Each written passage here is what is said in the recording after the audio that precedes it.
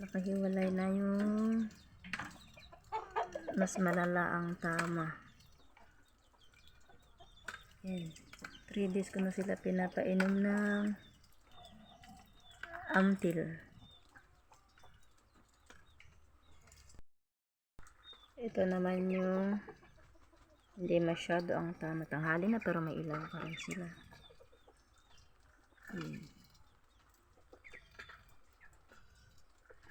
Kala ko mawawala sila lahat kasi dalawa na ang namatay. Alhamdulillah, they are okay now. So, ubos na nila yung isang ganyan 2.5 kilos kahapon. Dahil lumalakas na sila kumain. Hopefully, tuloy-tuloy na.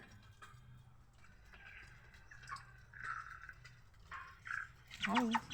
Say hi there.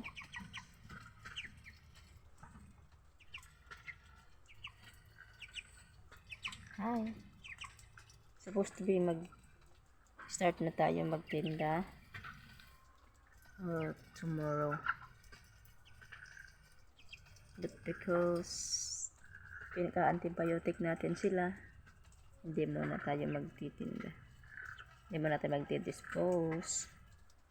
Yan, after 7 days. Say bye-bye. Bye-bye.